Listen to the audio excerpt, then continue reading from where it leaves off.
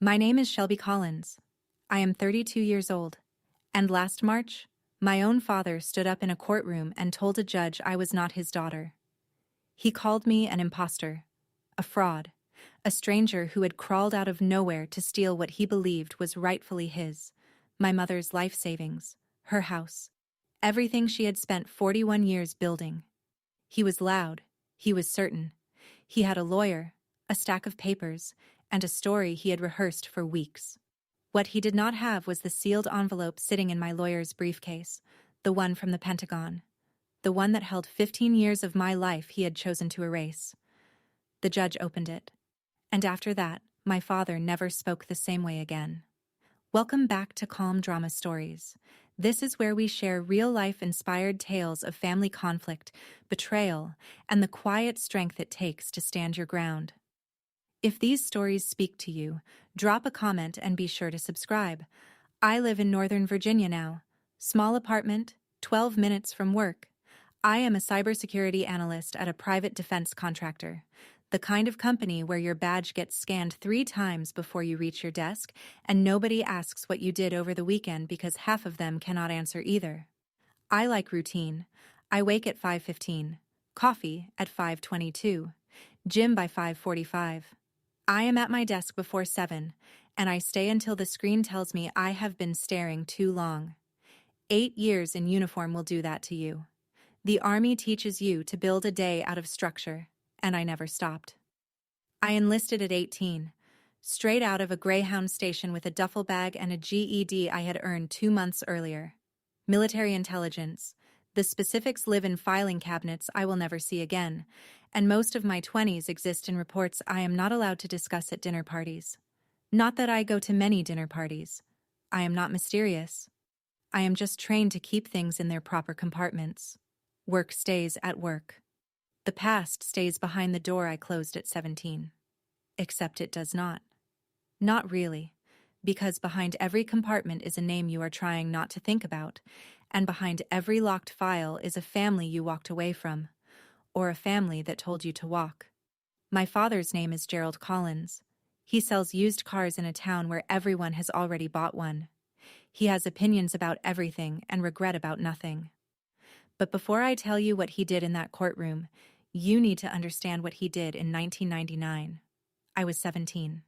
Senior year had just started, and I was holding a letter from the University of Virginia.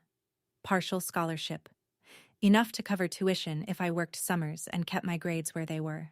I showed it to my mother first. Ruth sat at the kitchen table and read it twice, pressing her finger under each line like she was memorizing it. Her eyes got wet, but she did not cry. She just said, "Good. This is good." Then Gerald came home. He ran a used car lot on Route 9, just past the Dairy Queen. Business was never great. Business was never terrible. It was the kind of place that survived on people who could not qualify for financing anywhere else, and Gerald treated that like a throne. He read the letter standing up, did not sit down, did not smile. "College is a scam," he said. "I need you at the lot." I told him I was going. He put the letter on the counter and pushed it toward me with 2 fingers, like it was contaminated. "You work for me, or you leave. Those are the options." My mother stood up. "Gerald." "Sit down, Ruth." She sat down. And I understood right then that this house had one voice, and it was not mine, and it was not hers. I went to my room. I packed 1 backpack, jeans, 3 shirts, the letter, $42 in cash. Gerald stood in the hallway. He did not try to stop me. He said, "Walk out that door and you are done. No calls. No coming back." I walked. It was 9:14 at night. I walked 2 miles to my Aunt Maggie's house in the dark, and I did not look back. Ruth was not a loud woman. She was not a brave one either, if you measured bravery by the things she said out loud. But she loved in a way that was constant, the way a porch light stays on whether you come home or not. Before the divorce, when I was small, she would sit in the rocking chair on the front porch every evening, a wooden chair with a creak on the left side. She would watch the street and wait for nothing in particular, just the day ending. She worked as a receptionist at the county hospital, answered phones, filed papers, directed people to the right wing. She earned enough to keep the lights on and not much more. But Ruth saved. She saved like it was breathing. $20 here, $50 there. She cut coupons for 30 years and put the difference in a savings account Gerald never knew about. After the divorce, I was 10 when it happened, Ruth kept the house. Gerald got the car lot and his debts. She stayed quiet. She raised me alone for 7 years, and when Gerald kicked me out, she did not fight him in that hallway. I used to resent that. I do not anymore. She was not surrendering. She was surviving. What I did not know until years later was this. Ruth never stopped talking to me. Not once. Not for a single year. After I left, Aunt Maggie became the bridge. I would write Ruth letters and mail them to Maggie's address. Maggie would hand-deliver them. Ruth would write back the same way. Her letters to Maggie's mailbox, Maggie's hands to mine. Gerald never checked Maggie's mail. He never asked. He assumed I was gone, and that Ruth accepted it. He was wrong about both. I turned 18 at a bus station in Richmond. I had spent the last 9 months at Maggie's, working shifts at a gas station and studying for my GED. The day I passed, I walked into a recruiting office and signed the papers before lunch. Army Intelligence. That is all I will say about the classification, because that is all I am allowed to say. The specifics belong to a world with acronyms I cannot spell out here, and facilities that do not appear on public maps. What I can tell you is this. I was good at it. I was quiet, detail-oriented, and I had spent 17 years learning how to read a room where one person held all the power. That turned out to be useful. I deployed 4 times. I earned 2 commendations that have since been partially declassified. I was promoted faster than anyone in my intake class. And for 8 years, I lived in a space between visible and invisible, present in the system, absent from every civilian database Gerald or his lawyer would ever think to search. Every time I came back stateside on leave, I drove to see Ruth. Never to Gerald's town. Always through Maggie. I would park 2 streets over from Ruth's house, and Maggie would bring her to a diner off the highway. Ruth kept every letter I sent in a tin box under her bed. Blue paint, chipped at the corners. She showed it to me once, the second year I was in. She opened the lid, and there they were, 12 letters, lined up by date. I read them twice each, she said. Once, when they arrive. Once before bed. I had a career Gerald could not pronounce, and a security clearance he could not imagine. But that tin box mattered more than any of it. Gerald married Donna Pryor 6 years after the divorce. Donna was 12 years younger, worked at a furniture showroom, and had a talent for spending money that did not yet exist. I know this because Ruth told me, in her letters. Not with bitterness. Ruth did not do bitter, but with the careful observation of someone watching a slow-motion accident from across the street. Gerald's car lot started bleeding in 2021. Inventory costs went up. Customers went to online platforms. He owed $120,000 to his business partner, Dave Mercer, who had been patient for 2 years and was no longer patient. Donna did not adjust. New kitchen in 2022. A cruise to the Bahamas in 2023. Credit cards Gerald did not know about until the statements arrived at the house. By the time Ruth got sick in the fall of 2024, Gerald was drowning. He kept the facade going, smiling at Rotary Club meetings, shaking hands at the lot, telling anyone who listened that business was strong. But the numbers told a different story. 3 liens on the property, 2 missed payments on the truck, 1 very angry partner who wanted his money. Ruth knew. In one of her letters, she wrote, Gerald called last week. First time in 2 years. He asked how I was doing, but what he really wanted to know was whether I had a savings account. I told him I was fine.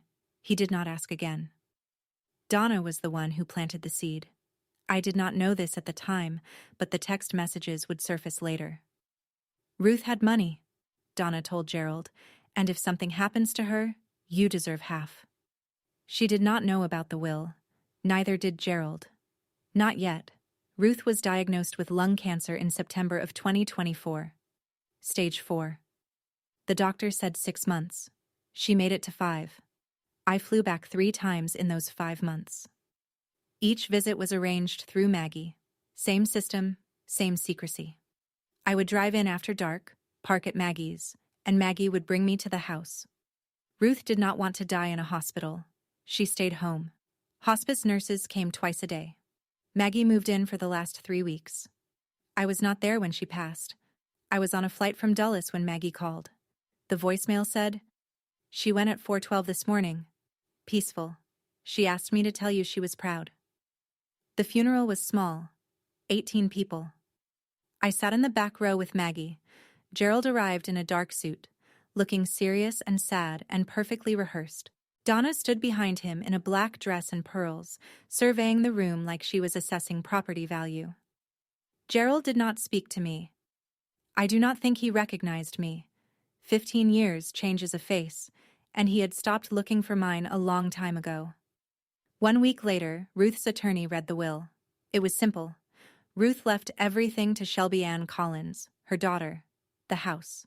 3 bedrooms, 1 bathroom, a porch with a rocking chair, and $217,000 in a savings account she had built over 41 years of cutting coupons and skipping vacations. Gerald was notified as a courtesy. He was not a beneficiary. They had been divorced for 22 years. I am told his reaction in the attorney's office was brief. He said, "That is impossible. She would not." And then Donna pulled him out of the room. 2 weeks later, I received a certified letter. The letter came from a law office I had never heard of. Victor Hargrove, attorney at law, specializing in estate litigation. The language was formal, but the accusation was not. Gerald Collins was contesting Ruth's will on the grounds that the individual identifying herself as Shelby Ann Collins was not, in fact, his biological daughter. The filing alleged that the real Shelby Collins had disappeared from all public records approximately 15 years ago, and that the woman now claiming the inheritance was a fraudulent party using a stolen identity. I read it twice. Then I read it a third time, because I wanted to make sure I was not imagining it. My own father was telling a court that I did not exist. The logic, if you could call it that, was built on absence. No state tax filings under my name from 2012 to 2020. No voter registration. No social media accounts. No property records. No utility bills. 8 years with no civilian footprint, followed by a woman who appeared just in time to claim a dead woman's savings. From the outside, if you squinted and ignored everything else, I suppose it looked suspicious. That was the point. Victor Hargrove was not building a case on evidence. He was building a case on gaps. What neither of them understood was that those gaps had a name, the United States Army. And every single one of those years was documented, verified, and stored in a system neither Gerald nor his small-town lawyer had thought to check. I put the letter on my kitchen counter. I made coffee. Then I called a woman named Rachel Whitfield, a probate attorney my former commanding officer had recommended 2 years earlier. "They think you have nothing," Rachel said after I explained. "This is going to be straightforward. They just do not know it yet." Rachel Whitfield was the kind of lawyer who wore reading glasses on a chain and could make you feel like she had already won before the first hearing. She had practiced probate law for 14 years and had handled 3 identity-related disputes before mine. She was methodical, calm, and she never raised her voice. We met at her office in Arlington. I brought everything I could carry: my DD-214 discharge form, my civilian identification, my passport, and a folder of correspondence between me and my mother dating back 15 years. Rachel spread it all out on her conference table and spent 40 minutes reading without saying a word. Then she looked up. "His case is built on absence," she said. "The gap in your civilian records. No tax filings, no voter registration, no digital footprint for 8 years.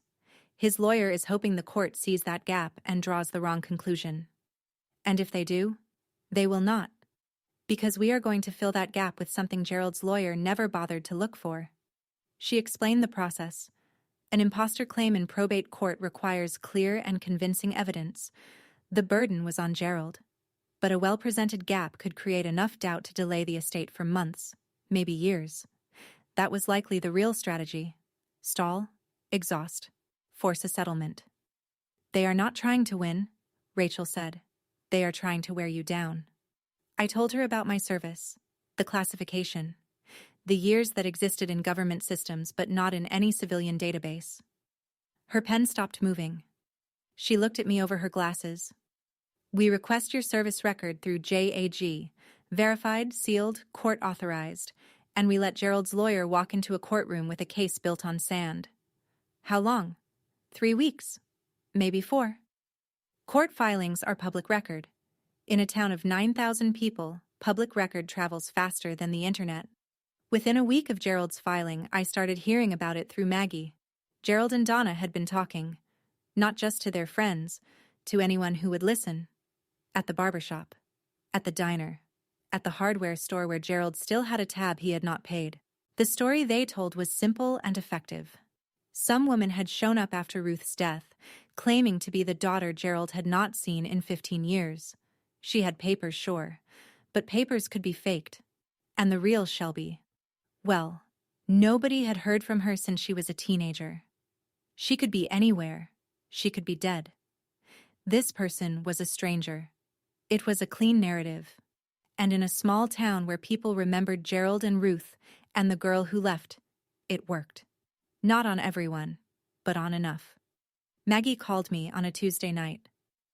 People are talking, honey. He has them believing. I could have fought back. I could have gone to the local paper, posted on social media, knocked on doors.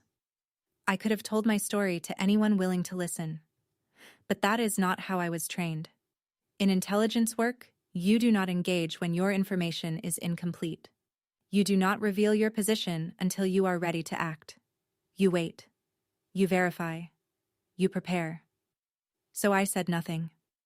I let Gerald talk. I let Donna post. I let the town whisper. I had a sealed envelope coming. And when it arrived, it would say more than anything I could put into words. Silence is not weakness. Sometimes silence is the loudest thing in the room. I drove through town once during that period. I should not have, but I wanted to see the house. Ruth's house. My house now, at least on paper. I parked across the street. The porch light was off. The rocking chair was still there, pushed against the railing. The garden Ruth kept along the walkway had gone to seed. Nobody had watered it since she passed. I was sitting in my car when a woman I recognized from childhood walked past. Linda Brewer. She used to bring casseroles when someone on the block had a baby.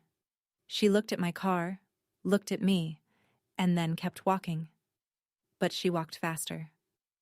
The next day, Maggie told me Linda had called her. She wanted to know if you were really you, Maggie said. She said Gerald told her the whole thing was a con. At the grocery store, not the one in town, one 15 miles south, the cashier recognized me from a photo Donna had posted on a local Facebook group. A photo from my junior year yearbook, side by side with a recent picture from my defense contractor's staff directory, which Donna had somehow found online. The post read, "So sad when strangers prey on grieving families. Pray for Gerald." The cashier did not say anything directly. She just looked at me a little too long, handed me my change, and whispered to the bagger as I walked out. 15 years of service to a country I could not talk about. Deployments to places I could not name. Commendations I could not hang on my wall. And now my own father was telling his town I was a ghost. I drove back to Virginia that night. I did not stop for gas. I did not stop at all. The last time I saw Ruth alive was 3 months before she died. December. Cold enough that Maggie had to scrape the windshield twice on the drive over. Ruth was on the porch. She should not have been. It was 38 degrees, and she weighed maybe 105 pounds. But she was sitting in that rocking chair with a quilt over her legs, watching the empty street the way she always had. She was smaller. The chair seemed bigger around her, like it had grown or she had shrunk. Her skin was thin and her hands shook when she reached for mine, but her grip was the same grip from when I was 6 years old and she held my hand crossing the parking lot at church. "Sit with me," she said. I pulled a lawn chair next to her and we sat without talking for a while. The creak of the rocker, the hum of the neighbor's heat pump, a dog barking 3 houses down. Then she said, Your father will come for the money. I did not argue. I changed the will 2 years ago, she said. Everything goes to you. The house, the savings, all of it. Mom. Let me finish. She pulled the quilt tighter. He will try. He always tries. But the law's the law, and I made sure the paperwork is right. She looked at me. Her eyes were clear despite everything else. Promise me you will not let him take what I saved for you. I promise. She nodded. Then she leaned back and closed her eyes, and we sat there in the cold until Maggie came to drive me back. That was the last conversation we had. I replay it more than I should. Rachel called me on a Friday afternoon, 3 weeks before the hearing. I pulled the public records on your father's business, she said. It is worse than I thought. Gerald's car lot, Collins Auto Sales, the name painted on a sign he had not repainted since 2003, had 3 active liens. His business partner, Dave Mercer, had filed a civil claim for $120,000 in unpaid profit shares. The county had issued 2 tax delinquency notices. And Donna's credit card debt, which Rachel's paralegal traced through discovery filings, totaled another $41,000. He does not want to prove you are an impostor, Rachel said. He wants the money. He needs the money. The impostor angle is just the only strategy his lawyer could find. It made sense. Gerald could not contest the will on standard grounds. Ruth had capacity. The document was witnessed. And divorced ex-spouses have no claim to the estate of their former partner. The only play was to attack the beneficiary. If the person named in the will was not real, the estate would go to probate. And Gerald, as Ruth's closest surviving family under intestacy rules, might claim a share. It was desperate. It was cynical. And it was exactly the kind of plan Gerald would agree to, because Gerald had always believed that volume and confidence could substitute for truth. If you have ever watched someone rewrite the past just to get what they wanted, you know this feeling. Right now, my father was trying to erase me from existence to cover his own debts. If this story is hitting close to home, drop a comment below. And if you have not subscribed yet, now is the time. I promise you. What happens next in that courtroom is worth staying for. Maggie called on a Sunday morning. Her voice was different. Not worried, not sad, just careful. The way you sound when you are about to hand someone something heavy. Your mom wanted you to have something, she said. Can you come down? I drove 2.5 hours. Maggie met me at her front door with a cup of tea and a tin box I had not seen in 6 years. Blue paint, chipped at the corners. The same box Ruth had shown me during my 2nd year in the Army, the one she kept under her bed, the one that held every letter I had ever sent her. Maggie set it on the kitchen table and stepped back like she was giving it room. Ruth gave this to me the week before she went into hospice, Maggie said. She told me to hold it until the right time. I think this is the right time. I opened the lid. Inside were 47 letters. Mine to Ruth, sent over 15 years, mailed through Maggie's address. Each one in its original envelope, organized by date, the earliest postmarked from Fort Huachuca, Arizona. But underneath my letters was a second stack. 39 envelopes, sealed, stamped, addressed to me at Maggie's house. Ruth's handwriting on every one. Letters she had written back to me. Letters she had never mailed. Each one began the same way. My dear girl. I opened the first. It was dated April 2010, 2 years after I left. Ruth wrote about the garden, about a stray cat that slept under the porch, about how the rocking chair needed a new bolt on the left side. The last unsent letter was dated 2 weeks before she died. The handwriting was shaky but legible. My dear girl, I put everything in your name. Not because you need it, because I need you to know I saw you the whole time. I sat at Maggie's kitchen table and cried for the first time in years. I spent 2 nights reading those letters, 39 of them, spanning 15 years. Ruth wrote the way she talked. Plain, careful, like every word cost something and she wanted her money's worth. No drama, no poetry. Just the truth of a woman living alone in a 3-bedroom house, watching her garden grow and her daughter serve a country she could not tell anyone about. She wrote about Maggie bringing over pie on Thursdays, about the neighbor's kid who mowed her lawn for $10 and always missed the strip by the fence, about the hospital where she worked switching to a new phone system that nobody understood. But between the small things, Ruth had documented something else. Gerald had come to her twice asking about money. The first time was in 2019. He sat in her kitchen and asked if she had a retirement fund. Ruth told him it was none of his business. He left angry. The second time was in 2022. He brought Donna. Donna complimented the kitchen and asked how the house was doing. Gerald asked, casually, like it was nothing, whether Ruth had updated her will. "That woman counts my savings like it is already hers," Ruth wrote. She looked at the house the way people look at things they are planning to take. Ruth had known. She had seen it coming. And she had prepared. Her will was airtight.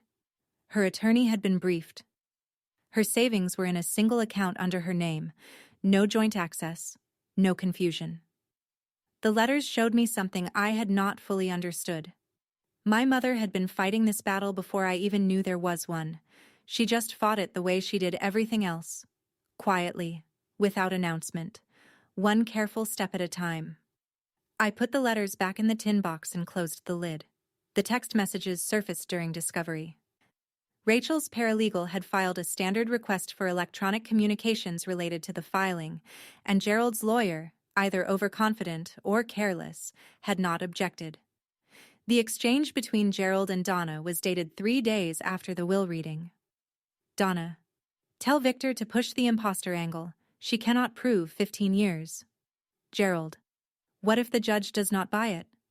Donna: "Then we appeal. Keep her tied up in court until she settles. She will not want to fight this forever." Gerald: "What if she has proof?" Donna: "Proof of what? She has been a ghost for 15 years. Nobody can prove they existed if they were not here." There it was. Not grief. Not confusion. Not a father struggling to understand. Just strategy. Just arithmetic. Keep the case alive long enough for Shelby to cut a deal, take half, and walk away. Rachel showed me the texts in her office. She printed them out and laid them on the table like evidence at a crime scene. "They are not even trying to win," she said. "They are trying to exhaust you." I read Donna's words again. She has been a ghost for 15 years. A ghost. I had served 4 deployments. I had earned commendations for work I could not describe to my own family. I had spent holidays in places with no names on a map, analyzing intelligence that kept people alive. And Donna called me a ghost. I set the printout down and looked at Rachel. "I spent 8 years in places where people tried to exhaust me for a living," I said. "This is Tuesday." Rachel almost smiled. Almost. "Good," she said, "because trial is in 2 weeks. The pre-trial deposition took place in Victor Hargrove's office, a second-floor suite above a dry cleaner that smelled faintly of steam and old carpet. Victor was 55, gray at the temples, with the kind of confidence that comes from winning cases against people who cannot afford better lawyers. He wore a tie that was slightly too short and drummed his pen against the table while he waited for me to sit down. "Miss Collins, or whoever you are," he began, and Rachel immediately objected to the characterization. Victor smiled like he had scored a point and moved on. "Where were you between 2012 and 2020? Employed by the United States government. In what capacity?" "I am not authorized to disclose the specifics of my assignment." He leaned back. "Convenient." "It is not convenient," I said. "It is classified." 8 years, he said, flipping through a folder. "No state tax filings, no voter registration, no social media, no property records, no utility bills. For 8 years, you have no verifiable civilian presence anywhere in the country. Military personnel on classified assignment do not file state taxes through standard channels," I said. "My records exist. They exist in federal databases that your office did not contact." Victor closed the folder. He looked at me the way people look at a puzzle they have already decided is not worth solving. 8 years with no trace, he said. That is not service. That is a ghost. There was that word again. Rachel placed her hand flat on the table. My client's service record will be presented at trial. If your client's case rests on the assumption that military records do not exist, I suggest he prepare accordingly. Victor stopped drumming his pen. He thought he was setting a trap. He was building my case. Rachel filed the formal request on a Monday morning, a standardized form submitted through the Judge Advocate General's liaison office requesting a verified service record package for court proceedings. It was not the kind of thing you could rush. Military personnel records are stored at the National Personnel Records Center, and for individuals with classified service histories, verification goes through additional channels: identity confirmation through biometrics, assignment timelines cross-referenced against deployment records, commendation certificates reviewed for declassification. Rachel explained the process like she was reading a recipe, step by step, no shortcuts. They will verify your fingerprints against the prints taken at intake, she said. They will confirm DNA markers from your original enlistment physical. They will provide a continuous assignment timeline showing where you were, by year, from the day you enlisted to the day you separated. And the commendations? 2 of them have been partially declassified. They will include those. The others remain sealed. But the timeline is what matters. 3 weeks later, the package arrived at Rachel's office, a sealed envelope marked "Official Use Only, Court Authorized." Inside was a binder, thick, tabbed, thorough. Rachel called me that afternoon. "It is here," she said. "Everything. Fingerprints, assignment timeline, DNA verification, 2 declassified commendation certificates, and a cover letter from the Department of Defense confirming continuous service from 2012 to 2020. All of it? 15 years. Continuous. Verified by the Department of Defense." I did not say anything for a long moment. 15 years of my life, condensed into a binder that a stranger could read in 30 minutes. Every deployment, every reassignment, every year that Gerald said did not exist. We had what Gerald said was impossible, an unbroken line from 17 to 32.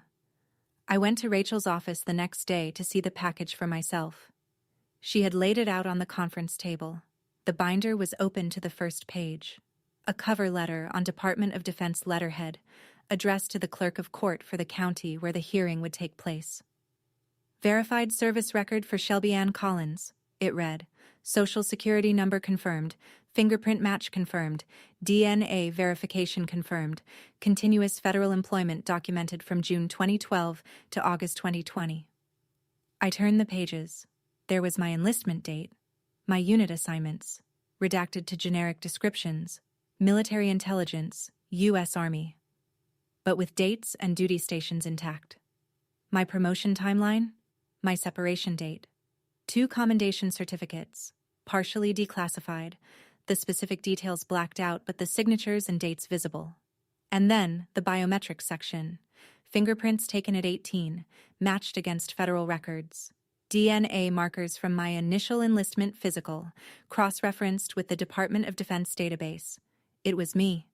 Every page said it was me. "They filed this case because they assumed you had nothing," Rachel said. "No records, no proof, no trail. They looked at the gaps in your civilian life and decided nobody could fill them. And now? Now we walk into that courtroom with the Department of Defense saying you are exactly who you say you are. And Gerald's lawyer gets to explain why he filed an impostor claim without checking with the military first." Rachel added the tin letterbox to the exhibit list. 47 letters from me to Ruth. 39 unsent letters from Ruth to me. 15 years of continuous correspondence proving I had never disappeared from my family. 15 years of my life, verified by the Department of Defense. And Gerald was about to tell a judge none of it was real. The night before the hearing, Rachel and I sat in her office going over the plan one last time. "Here is how this goes," she said. "Gerald's lawyer will put on his case first. He will present the gaps. No tax records, no voter registration, 8 years with no civilian footprint. He will frame it as evidence of fraud. And we let him. We let him. We do not interrupt. We do not object unless he misrepresents a fact. We let him build his entire case on the assumption that those years do not exist. She took off her glasses and set them on the desk. Then we present one exhibit, one sealed envelope. And we let the Department of Defense tell the court what Gerald's lawyer was too lazy to find out on his own. What about Maggie? She testifies as a civilian witness. She confirms your identity. She knew you as a child. She facilitated correspondence between you and your mother. She saw you in person during your service years. She closes the loop. Rachel paused. Shelby, I have to ask. What if Gerald backs down? What if he stands up and says he was wrong? I thought about it. He will not. But if he does? Then the will stands and we go home? But he will not, Rachel. Men like my father do not retreat. They double down. Especially when someone is watching. Rachel nodded. She had handled 3 identity disputes before mine. She knew how they ended. The judge will ask Victor why he did not verify before filing, she said. That question will end this. She was right about Gerald. She was right about everything. I went home that night and set my alarm for 5:15.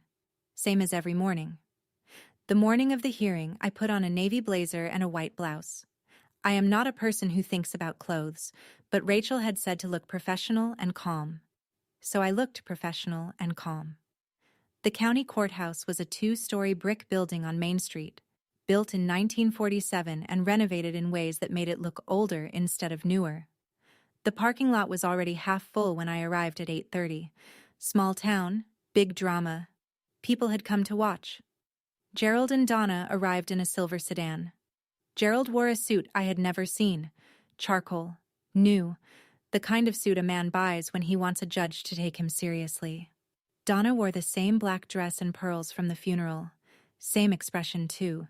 Like she was attending someone else's tragedy. Victor Hargrove walked in carrying a leather briefcase and a folder thick enough to look impressive. He nodded at Gerald. Gerald nodded back.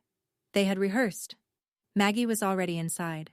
She sat in the second row behind the respondent's table and squeezed my hand when I walked past. Her palm was warm. Mine was not. The courtroom was smaller than I expected. Wood paneling, fluorescent lights that buzzed at a frequency only people trained in signal work would notice. An American flag in the corner, faded along the bottom stripe. A portrait of a former governor on the wall, slightly crooked. The judge entered at 9 sharp. Honorable Paul Abernathy. Late 60s, reading glasses, the kind of face that suggested he had heard every lie available and was no longer surprised by any of them. Everything my father had thrown at me, the accusation, the gossip, the lawyer, the Facebook posts, it all came down to this room. One sealed envelope against a story built on nothing. If you are still here, you already know what is coming. Stay with me. And if this story speaks to you, share it with someone who needs to hear it. Gerald took the stand first. He placed both hands flat on the witness box and looked at the judge the way men look at someone they are trying to convince is a friend. Open expression, steady voice, the performance of honesty. Your Honor, my name is Gerald Collins. I am 59 years old. I have lived in this county my entire life. I run Collins Auto Sales on Route 9. I was married to Ruth Ellen Collins for 18 years, and we had one daughter, Shelby. He paused, a deliberate pause, the kind that says, "This is hard for me." Shelby left our home when she was 17. She had problems. She was angry. She did not want to be part of the family anymore. I tried to talk to her, but she walked out, and I have not seen her since. That was the first lie. He had not tried to talk to me. He had told me to leave. After Ruth passed, a woman appeared. She had identification. She had documents. She claims to be Shelby. He shook his head slowly. But I am her father. A father knows his own child. And that woman is not mine. He gestured toward me without looking, like pointing at something unpleasant in the corner. My daughter disappeared 15 years ago. Nobody heard from her. Nobody saw her. This person showed up with a story and a signature, and she expects a judge to hand over my late wife's savings. His voice cracked. 1 second. When he said the word wife, His jaw tightened and his eyes went somewhere far away, and for that 1 second, I believed he felt something real about Ruth. Then he straightened, cleared his throat, and the mask came back.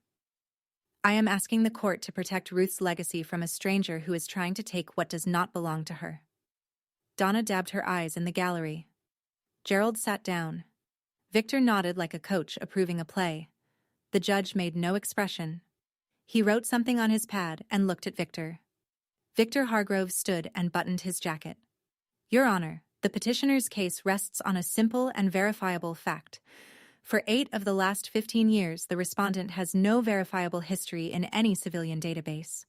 He opened his folder and produced a series of printouts: state tax records, voter registration searches, social media platform queries, property databases. All of them showing the same thing: no results for Shelby Ann Collins between 2012 and 2020. No tax filings, he said, laying each page in front of the judge. No voter registration, no property records, no utility accounts, no social media presence. For 8 consecutive years, this individual left no trace in any system accessible to the public. He paused for effect. People do not simply vanish for 8 years, Your Honor. When someone disappears from every database for nearly a decade and then reappears to claim a significant inheritance, the court has an obligation to verify that this individual is who she says she is. He placed 2 photographs on the table, one from my junior yearbook, 17 years old, long hair, braces just removed. The other from my contractor's staff directory, 32, shorter hair, the kind of face that 15 years of sun and service had reshaped. We submit that the differences are significant and the gap is unexplained. We respectfully request the court reject the identity claim and void the bequest. Victor sat down. Gerald leaned back in his chair. Donna uncrossed her legs and recrossed them. The gallery murmured. They thought it was over. They thought the gaps were enough. They had built their entire case on the assumption that silence meant absence. The judge turned to Rachel. Counselor Whitfield, your response. Rachel reached into her briefcase. She pulled out a single envelope. But first, Rachel stood and walked toward Gerald. Mr. Collins, you testified that your daughter left your home at 17 and that you have not seen her since. Is that correct? Gerald shifted. That is correct. When was the last time you attempted to contact your daughter? She left. She did not want contact. That was not my question. When did you last attempt to reach her? A phone call. A letter. A message through a family member. Gerald looked at Victor. Victor gave a small nod. I did not attempt to contact her, Gerald said. She made her choice. Did you ever file a missing person report? No, because... Did you ever hire a private investigator? Contact her college? Reach out to the military? She did not go to college. She did not go to college because you told her not to. Is that correct? Gerald's face reddened. That is not what happened. We have a witness who was present that evening. Rachel glanced at Maggie, sitting in the second row. Margaret Aldrin, your former sister-in-law, who took your daughter in after you told her to leave. Gerald's mouth opened and closed. Mr. Collins, is it accurate to say that in 15 years, you made 0 attempts to locate your daughter, and you are now asking this court to believe she does not exist? Victor stood. Objection. Counsel is argumentative. Withdrawn, Rachel said. She turned back to the table. No further questions. Gerald gripped the edge of the witness box. His knuckles were white. Donna was no longer dabbing her eyes. She was staring at the back of Gerald's head with an expression I recognized. Not concern, not sympathy. Calculation. The judge wrote something on his pad. Then he looked up. Counselor Whitfield, you may present your evidence. But before Rachel could move, Gerald stood up. Not slowly, not the way a man rises when he has been asked. Gerald shot to his feet like something had detonated inside his chest. His chair scraped against the floor and the sound cut through the room. She is an impostor, he said. Not to Victor, not to Rachel, to the judge. I am telling you, Your Honor, that woman is not my daughter. The judge held up his hand. Mr. Collins, please take your seat. Gerald did not sit. My daughter is gone. She has been gone for 15 years. And this person, he pointed at me, showed up with forged papers and a sob story, and she is trying to steal my wife's money. Ex-wife, Rachel said quietly. Gerald ignored her. His voice was rising. I want it on the record. She is a fraud. She is not Shelby. I do not know who she is, but she is not my child. Donna was nodding in the gallery. Hard, aggressive nods, like she was willing the judge to agree through sheer repetition. The judge's expression did not change. He looked at Gerald the way a man looks at something he has already made a decision about. Mr. Collins, he said, sit down. Gerald sat. His hands were shaking. Victor placed a palm on his forearm, but Gerald pulled away. The room was quiet. The judge turned to Rachel again. Counselor, your evidence. Victor stood quickly, trying to regain control. Your Honor, I would like to restate for the record. His voice was smooth, practiced, the voice of a man who had spent decades polishing rough arguments into presentable shapes. The respondent has provided no documentation accounting for 8 of the past 15 years. From 2012 to 2020, there are no state tax filings, no voter registrations, no property records, no social media presence, and no utility accounts under her name. He straightened his tie. Your Honor, this woman has no verifiable history for 8 of the past 15 years. We respectfully request that the court recognize this gap as evidence of fraudulent identity and void the bequest accordingly. He paused, letting the words settle. People do not vanish from every system for 8 years without explanation. The absence is the evidence. Victor sat down. He placed his pen on the table, aligned it with the edge of his folder, and folded his hands, the posture of a man who believed his work was done. Gerald was breathing through his mouth. Donna had her hands clasped in her lap, knuckles pale. The gallery was still. The judge looked at Rachel. Counselor Whitfield. Rachel stood. She did not hurry. She did not speak immediately. She reached into her briefcase and removed a single sealed envelope, beige, thick, with a printed label on the front. She held it for a moment, then handed it to the bailiff. Your Honor, we have one exhibit. The bailiff carried the envelope to the judge and placed it on the bench. Rachel waited until the judge had it in his hands before she spoke. This is a verified service record package from the United States Department of Defense, released under court authorization through the Judge Advocate General's office. The room shifted. I could feel it. A change in the air, the way people leaned forward half an inch, the way breathing got quieter. The package contains fingerprint verification matching federal intake records, DNA confirmation from the respondent's military enlistment physical, a complete and continuous assignment timeline from June 2012 to August 2020, and 2 partially declassified commendation certificates. Rachel paused. It documents every year of Shelby Ann Collins's life from age 18 to present, continuously, without interruption, without a single gap. The judge opened the envelope. He removed the binder inside and began reading, page by page, slowly. Then he removed his glasses. He set them on the bench. He looked at the binder again, then at Rachel, then at Gerald. The room was silent. The kind of silent that happens when everyone in a room realizes the story they were told is not the story that is true. Rachel spoke again. Her voice was even, unhurried. The gap that Mr. Hargrove described is not a gap, Your Honor. It is 8 years of classified military service to the United States of America. Shelby Collins did not vanish. She served. Gerald stared at the binder in the judge's hands. His mouth was partially open. His face had lost its color. Victor Hargrove was not moving. Donna's hands were no longer clasped. They were gripping the edge of the bench in front of her. The judge put his glasses back on and continued reading. Rachel was not finished. Your Honor, we have a secondary exhibit. She reached into a canvas bag beside her chair and placed the tin box on the respondent's table. Blue paint, chipped at the corners, the box that had lived under Ruth's bed for 15 years. This box contains 47 letters written by Shelby Collins to her mother, Ruth Collins, over a period of 15 years.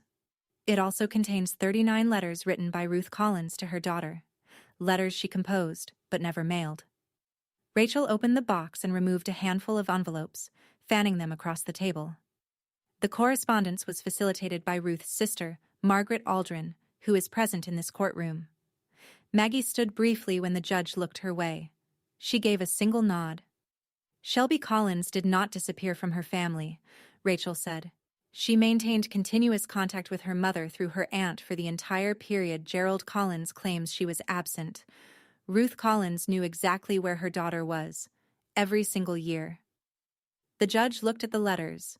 He picked up one of the envelopes, read the postmark, and set it down.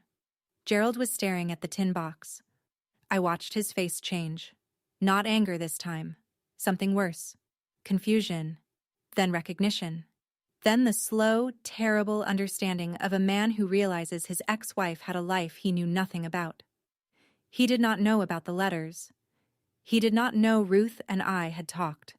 For 15 years he had told himself, and everyone who would listen, that I had vanished. And Ruth had let him believe it, because it was safer that way. Donna grabbed Gerald's arm. Gerald pulled away. He could not stop looking at that box.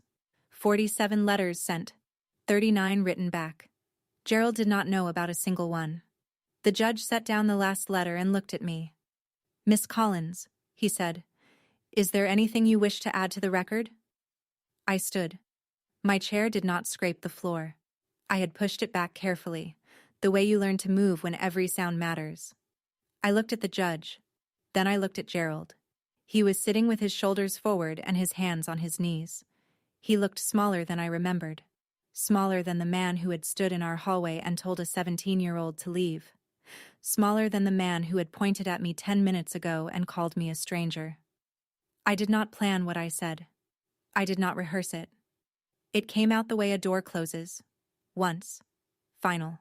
Without echo. "You erased me first." I sat down. Gerald's mouth opened. Nothing came out. He looked at me the way you look at something you broke a long time ago and just now realized cannot be fixed. Donna leaned forward and whispered something in his ear. Gerald did not respond. The courtroom was silent. The judge's pen was still. The court reporter's fingers hovered above the keys. Maggie pressed a tissue to her eyes. Rachel sat beside me, motionless, her hands folded. The silence lasted longer than it should have. Long enough for Gerald to understand that everyone in the room, the judge, the bailiff, the gallery, his own lawyer, now saw exactly what he had done. The judge nodded once, slowly, and picked up his pen. The judge addressed Victor Hargrove first. "Counselor Hargrove?" His voice was flat, measured. "Before filing this motion, did you conduct any due diligence to verify or refute the respondent's identity?" Victor straightened. "Your Honor, we relied on the available civilian records." "Available civilian records," the judge repeated. "Did you contact the Department of Defense?" "No, Your Honor." "The National Personnel Records Center?" "No." "Any branch of the military? Any JAG office? Any federal employment database?" Victor's jaw tightened. "We did not, Your Honor." "You filed an impostor claim against a verified military veteran of the United States Army without contacting a single military or federal agency to confirm or deny her service record." It was not a question.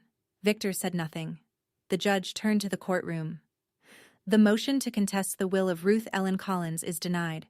The evidence presented by Respondent's Counsel, including a verified Department of Defense service record, biometric confirmation, and 15 years of documented family correspondence, establishes the identity of Shelby Ann Collins beyond any reasonable dispute." He paused. "The estate will be distributed as written in the decedent's last will and testament." Then the judge added one more line. "I will be referring this filing to the State Bar for review of professional conduct.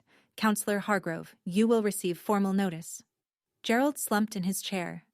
Victor gathered his papers with hands that were no longer steady. Donna leaned over and whispered something sharp. I could not hear the words, but the tone was clear. It was not comfort. It was blame. Rachel touched my arm. "It is done," she said. I looked at the tin box on the table. Still blue, still chipped, still holding everything that mattered. I did not smile. I did not need to. Outside the courthouse, the air was cold and bright. March in Virginia. The trees were just starting to bud, and the parking lot smelled like wet asphalt and cut grass from the strip along the sidewalk. Maggie walked beside me, carrying the tin box in both hands like it was made of glass.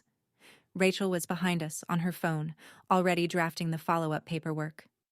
I was halfway to my car when I heard his voice. "Shelby, wait." I stopped. I did not turn around immediately. I let the word land. My name, in his voice, after 15 years of silence and 6 months of denial. Then I turned. Gerald was standing on the courthouse steps. Donna was behind him, her arms crossed, her face tight. Victor was gone. He had left through a side door. Gerald came down the steps. He moved like a man walking into something he was not sure he wanted to reach. "I did not mean for it to go like this," he said. I waited. "The lot is going under," Donna said. I was desperate. I was not thinking clearly. "Donna said," I repeated. "Donna said." Gerald flinched. "You made your choice, Dad." My voice was steady, not loud, not shaking, just flat, the way a statement of fact should sound. "You made it when I was 17. You told me to leave. You made it again 6 months ago when you hired a lawyer to tell a judge I was not real. Shelby." "I hope you work it out," I said. "I mean that. The lot, the debt, whatever comes next. I hope you find a way through." I paused. "But you and I are done." I turned and walked to my car. Maggie was already there, the tin box resting on the passenger seat. Behind me, I heard Donna's voice, sharp and low. "Do something." Gerald said nothing. I started the engine. I drove out of the parking lot and onto the 2-lane road that led north, back to Virginia, back to the life I had built without him. I did not look in the mirror. There was nothing behind me I needed to see. 2 weeks after the hearing, I drove back to Ruth's house. My house. It was a Saturday. The weather had turned, warm enough for shirt sleeves, the kind of early spring day that tricks you into thinking everything is starting over. The porch light was on. I had asked Maggie to replace the bulb the week before. She had also watered the garden, trimmed the hedges, and left a casserole in the refrigerator with a note that said, "Eat this." I sat in the rocking chair. The wood was warm from the afternoon sun. The creek was still there, on the left side, the same one Ruth had mentioned in her unsent letters. The same one she had asked a neighbor's kid to fix and he never did. I could see the street from here. The same view Ruth had watched every evening for 41 years. The house across the way with the flag out front. The oak tree that dropped leaves on the sidewalk every October. The mailbox at the curb, still bearing her name. I pulled one of Ruth's unsent letters from the tin box. The third one she ever wrote, dated June 2010. "My dear girl, you were always the bravest one, even when you were small. I used to watch you cross the yard and think, she does not know how strong she is yet. But she will." I put the letter back. I closed the lid. I placed the box on the shelf by the front door, next to the porch light switch, and a framed photo of Ruth from 1998. Still blue, still chipped. My mother spent her whole life saving. Not just money, but proof that I existed. Proof that she loved me. Proof that the quiet daughter Gerald threw away was worth more than he ever understood. I sat in her chair. I watched the street. The day ended slowly, the way good ones do. That is my story. One courtroom, one sealed envelope, and a tin box full of letters that said everything my father refused to. If someone in your life needs to hear this, share this video. Thank you for being here. Subscribe, and I will see you in the next one.